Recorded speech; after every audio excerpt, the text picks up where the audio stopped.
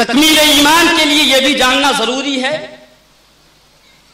کہ رسول اور امت کے درمیان کیا رشتہ ہوتا ہے، کیا تعلق ہوتا ہے۔ تو اللہ اور اس کے رسول کے ارشادات اور عمل صحابہ سے یہ واضح ہوتا ہے کہ رسول امت کا حاکم ہوتا ہے، رسول امت کا رہبر و رہنما ہوتا ہے، رسول مطاع ہوتا ہے، رسول آقا ہوتا ہے، امتی غلام ہوتا ہے۔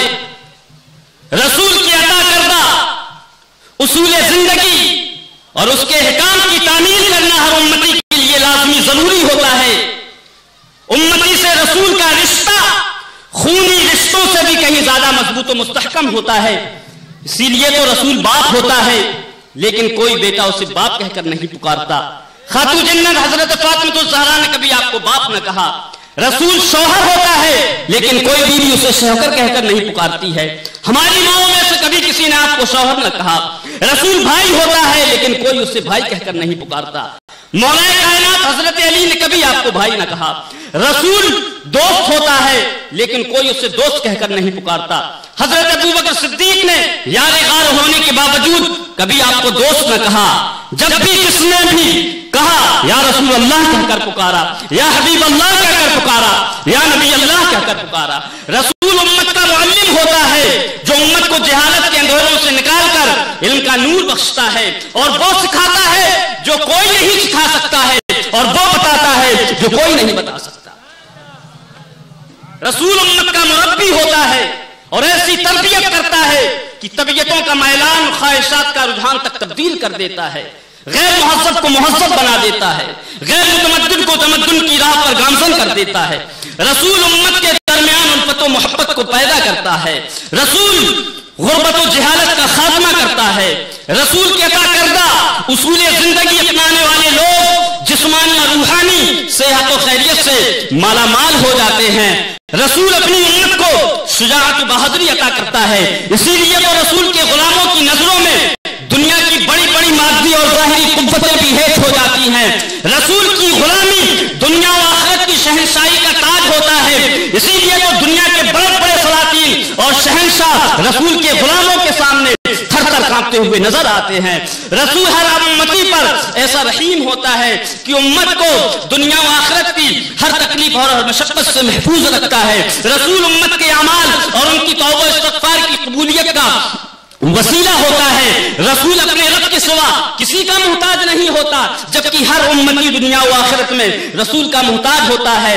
اسی لیے تو رسول کی اطاعت و فرمانبرداری کامیابی کی یقینی ضمانت ہوتی ہے، اور اسی لیے رسول کے ادب و احترام کو جزو ایمان قرار دیا گیا، اور رسول کے دربار میں اونچی آواز سے بات تک کرنا حرام قرار دیا، اور قرآن میں اعلان کرا دیا گیا یا ایھا الذین آمنوا لا ترفعوا اصواتکم فوق صوت النبی ولا تجهروا له بالقول كجهر بعضکم لبعض ان تحبط اعمالکم وانتم لا تشعرون۔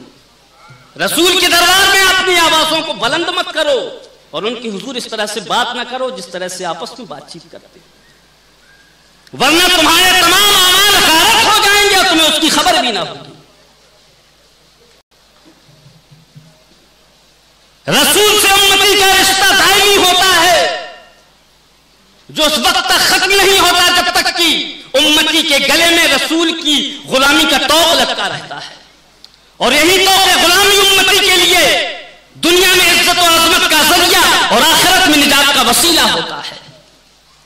رسول کے اس دنیا سے پردہ فرمانے کے بعد بھی یہ رشتہ ختم نہیں رہتا ہے، بلکہ باقی رہتا ہے۔ رسول کی نظر کرم اور رسول کا فیضان ہمیشہ جاری رہتا ہے۔ خود رب کائنات کا فرمان ہے وَلَوْ أَنَّهُمْ إِذْ ظَلَمُوا أَنفُسَهُمْ جَاءُوكَ فَاسْتَغْفَرُوا اللَّهَ وَاسْتَغْفَرُوا اللَّهَ لَهُمُ الرَّسُولُ لَوَجَدُوا اللَّهَ تَوَّابًا رَحِيمًا، کہ جب کوئی غلام کسی گناہ کا مرتکب ہو جائے، جب آپ کا کوئی غلام اپنے اوپر ظلم کر بیٹھے، تو اپنے رحمت والے آقا کے دربار میں حاضر ہو جائے اور ان کے واسطے سے توبہ استغفار کرے۔ جو ہی اس پر رسول کی نظر کرم ہوگی، رسول کا فیض جاری ہوگا، اس مجرم پر اللہ کی رحمت کی برسات ہونے لگے گی۔ गुनाहगार महबूब व मुकर्रब हो जाएगा, मुस्तरिब चैन पा जाएगा। रसूल उम्मत के अमाल को भी मुलाहिजा फरमाते हैं। रसूल उम्मत के सलाम को भी सुनते हैं, चाहे वो दरबार में हाजिर होकर पेश किए जाएं या दुनिया के किसी भी खित्ते, किसी भी गोशे से पेश किए जाएं। रसूल उम्मतियों के सलाम को भी सुनते हैं, उनका जवाब भी नायत फरमाते हैं। बात खुश नसीबों को शर्फ दीदार से भी मुशर्रफ फरमाते हैं।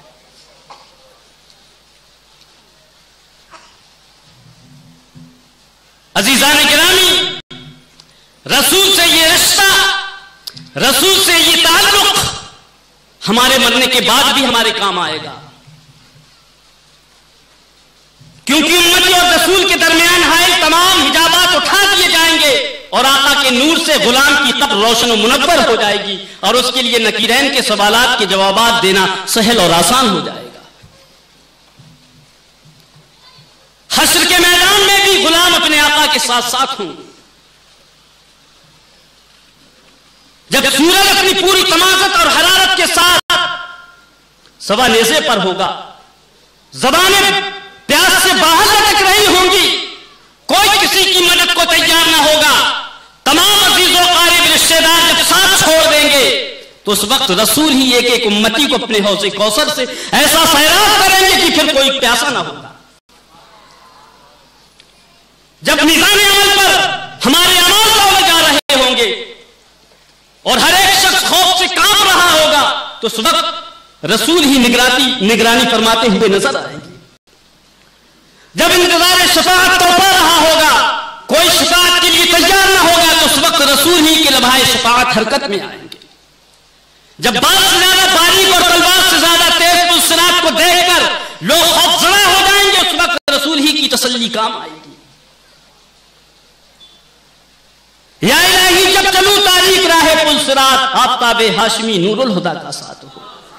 या इलाही जब ज़बाने बाहर आए प्यास से, साहिबे कौसर शहे जूतो अता का साथ हो। या इलाही जब सरे शमशीर पर चलना पड़े, रब्बे सल्लिम कहने वाले गमशुदा का साथ हो। या इलाही रंग लाए जब मेरी बेबाकियां, उनकी नीची नीची नसरों की हया का साथ हो। इसलिए ईमान वालों,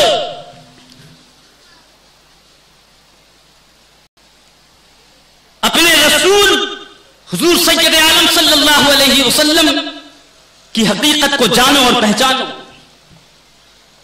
मोहम्मद रसूलुल्लाह तो सभी कह लेते हैं, लेकिन मोहम्मद रसूलुल्लाह कहने का लुत्फ तुम्हें उसी वक्त आएगा और उसकी बरकतों से तुम उसी वक्त मालामाल होगे जब तुम्हारे दिल में रसूल की अजमत होगी। कलमा तो मुनाफिक भी पढ़ा करते थे, लेकिन बेसोचे समझे पढ़ा करते थे, इसलिए उनका कलमा पढ़ना उनके कोई काम ना आ सका और उनका ठिकाना दरकिल अस्फल जहन्नम का सबसे निचला तबका ही रहा। इसलिए तुम अपने रसूल की खूबियों को पहचानो, उनके ख्यालात को मानो, उनसे ताल्लुक और उनकी मोहब्बत का हक अदा करो, तो तुम्हारे लिए किफलैन दो हिस्से हैं, नूर है और मग़फ़िरत है। गुलामों से नूर और मग़फ़िरत का वादा किया जा रहा है। वो नबी जिसकी शान बयान करते हुए अल्लाह रब्बुल इज्जत अपनी मुक़द्दस कलाम में इरशाद फरमाता है, क़द जाअकुम मिनल्लाहि नूरुन व किताबुम मुबीन। बेशक तुम्हारे अल्लाह की तरफ से तुम्हारे पास एक नूर आ गया और एक रोशन दलील आ गई। उस नूर वाले आका के गुलामों से भी नूर का वादा किया जा रहा है, जिसके चेहरे की चमक आफ्ताब और महताब की चमक को भी मान कर देती है। क़यामत के दिन उस नूरानी आका के गुलामों के चेहरे भी नूरानी होंगे। इसीलिए तो सरकार आला हजरत फरमाते हैं कि सुबह तैबा में हुई बटता है बड़ा नूर का, सुबह तैबा में हुई बटता है बड़ा नूर का, सत्ता लेने नूर का आया है तारा नूर का। और तेरी नस्ल पाक में है बच्चा बच्चा नूर का, तू है ऐने नूर तेरा सब घराना नूर का। कब्र अंबर कहिए या कसरे मोहल्ला नूर का, चरखे अतलस या कोई सादा सा कुब्बा नूर का।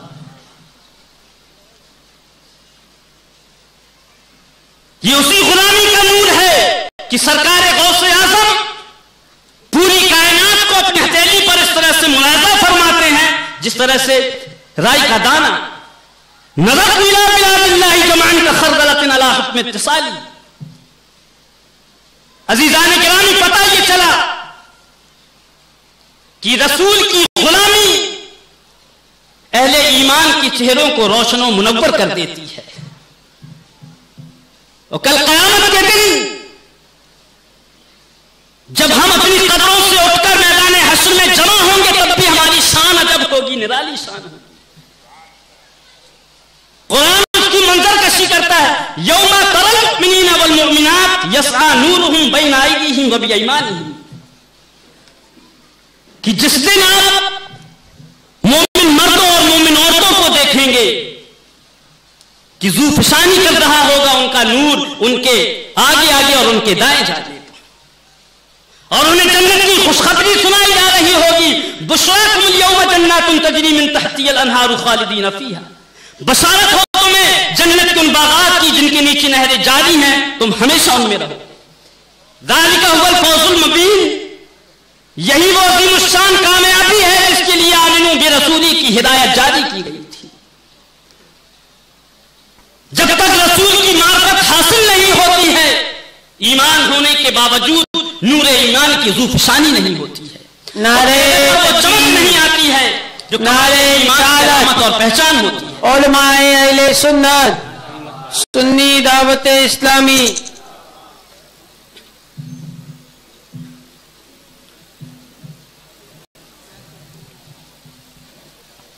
مسلک اعلی حضرت، عشق محبت، عشق محبت، نعرہ تکبیر۔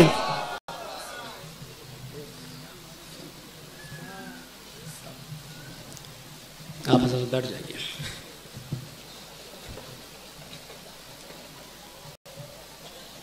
درود شریف پڑھنے، اللہم صلی علی سیدنا و مولانا محمد معدن الجود والکرم وآلہ وبارک وسلم صلاۃ و سلام علیک یا رسول اللہ۔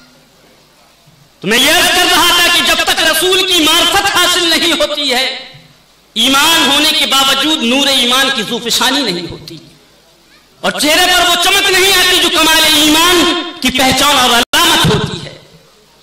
اسی لیے تو بد عمل اور فاسق و فاجر لوگوں میں علماء اور مشائخ چاند تاروں کی طرح چمکتے ہوئے نظر آتے ہیں، ان کے چہرے نورانی ہوتے ہیں، اور اہل محبت کے دل ان کی طرف خود بخود کھنچتے چلے جاتے ہیں۔ یہ رسول کی غلامی اور ان کی تباہ و پیروی کا نور ہے تو غلاموں کے چہروں کو روشن و منور کر کے باوقار اور باروق بنا دیتا ہے، اور کل قیامت کے دن یہی نور ہماری غلامی کی پہچان اور علامت ہوگا۔ حضرت ابو درداء اور حضرت ابو ذر غفاری رضی اللہ تعالی عنہ روایت کرتے ہیں کہ اللہ کے رسول حضور تاجدار کائنات صلی اللہ علیہ وسلم نے ارشاد فرمایا کہ قیامت کے دن سب سے پہلے سجدہ کرنے کی اجازت مجھے ہی دی جائے گی، اور سب سے پہلے مجھے ہی سجدے سے سر اٹھانے کا اذن ہوگا، پھر میں اپنے آگے پیچھے دیکھوں گا، دائیں بائیں دیکھوں گا، اور امتوں کے ہجوم میں اپنی امت کو پہچان لوں گا۔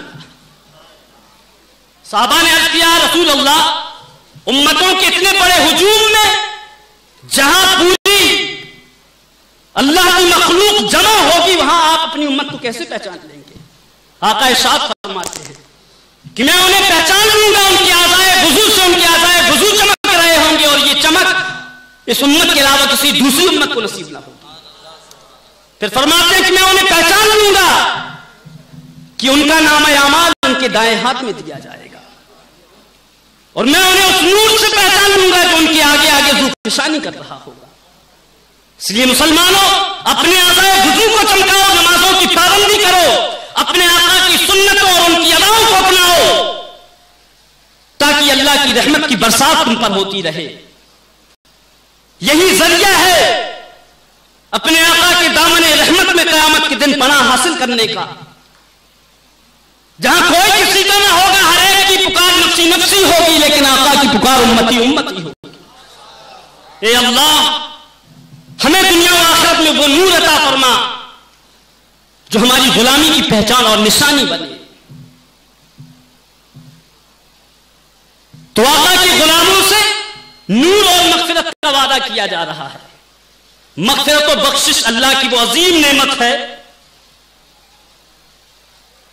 جس کے لیے قرآن کریم میں متعدد مقام پر مختلف انداز میں دعوت دی گئی اور جس کا وسیلہ رسول کی پیروی اور اتباع کو قرار دیا گیا. فرمایا گیا قُلْ إِن كُنتُمْ تُحِبُّونَ اللَّهَ فَاتَّبِعُونِي يُحْبِبْكُمُ اللَّهُ. اے محبوب آپ اپنے غلاموں سے فرما دیجیے کہ اگر وہ اللہ سے واقعی محبت کرتے ہیں تو آپ کی پیروی آپ کی اتباع کریں. اللہ ان سے محبت کرے گا, انہیں اپنا محبوب بنا لے گا. وَيَغْفِرْ لَكُمْ ذُنُوبَكُمْ, اللہ ان کی گناہ بخش دے گا اور ان کی مغفرت فرما دے گا. حضرات تاریخ گواہ ہے کہ جو بھی آقا کے دامن کرم سے لپٹ گیا اور آپ کے دامن رحمت کی پناہ میں آ گیا اور آپ کا غلام بن گیا وہ مغفور ہو گیا, محبوب و مقرب ہو گیا. کسی کو رضی اللہ عنہ ورضوا عنہ کا مصدع سنایا گیا, کسی کو لا خوف علیہم ولا هم یحزنون کی پرتمامیت ضمانت دی گئی, حتیٰ کہ گناہوں اور بدکاریوں میں مبتلا ہو جانے والوں تک سے مغفرت و بخشش کی یقین دہانی کرائی گئی. قل یا عبادی الذین اسرفوا علی انفسہم, اے حبیب آپ فرما دیجئے کہ آپ کی جن غلاموں نے اپنے اوپر ظلم کر لیا ہے, لا تقنطوا من رحمت اللہ, اللہ کی رحمت سے مایوس نہ ہو. رحمت و مغفرت کا بادل تمہاری سروں پر منڈلا رہا ہے, آگے بڑھو, اللہ کی بارگاہ میں رو اور گڑگڑاؤ اور سچی توبہ کرو, پھر دیکھو یہ رحمت کا بادل تم پر کس طرح سے برستا ہے. ان اللہ یغفر الذنوب جميعا, اللہ سارے گناہوں کو بخش دیتا ہے. انہ هو الغفور الرحیم, بلا شبہ بخشنے والا اور رحم کرنے والا ہے. اس لیے گناہگاروں مایوس ہونے کی ضرورت نہیں, بس تم اتنا کرو وانیبوا الی ربکم, اپنے رب کی طرف لوٹاؤ, بغاوت چھوڑ دو, نافرمانی چھوڑ دو اور سچے دل سے اللہ کی بارگاہ میں توبہ کر لو اور آئندہ کے لیے واسلموا لہ, اس کے حکام کی تعمیل کا عزم مصمم کر لو اور دیکھو دروازہ رحمت کھٹکھٹانے میں ٹال مٹول نہ کرو, دیری نہ کرو, بلکہ جلدی کرو. من قبل ان یاتیکم العذاب ثم لا تنصرون, کہیں ایسا نہ ہو کہ تمہاری بدعملیاں نزول عذاب کا ذریعہ بن جائیں اور پھر تمہارا کوئی مددگار نہ. اس لیے مسلمانوں نمازوں کی پابندی کرو, رسول کی سنتوں کو اپناؤ. جب تم نماز کے پابند ہو جاؤ گے, رسول کی سنتوں پر عمل کرنے لگو گے, تب صحیح معنوں میں تم رسول سے اپنی محبت کا حق ادا کرو گے. اللہ کی بارگاہ میں دعا ہے کہ ہم سب کو احکام اسلام پر عمل کی توفیق عطا فرمائے اور ہم سب کو سنت رسول کا پابند بنائے. حضرات جیسا کہ آپ کو معلوم ہے کہ اس رزم خیر کے مقدر خصوصی حضرت مولانا امین القادری صاحب جو رونق اسٹیج ہو چکے ہیں, آپ کو ان کا خصوصی خطاب سننا ہے. میں تو بطور تمہین چند منٹوں کے لیے آپ کے سامنے حاضر آیا تھا. بس اس دعا کے ساتھ میں اپنی بات کو ختم کرتا ہوں کہ اللہ رب العزت ہم سب کو مصطفیٰ جان رحمت صلی اللہ علیہ وسلم کا سچا غلام بنائے اور ہم سب کو نمازوں کی پابندی کی توفیق عطا فرمائے. وما علینا الا البلاغ المبین. السلام علیکم. بلند آواز سے پڑھیں السلام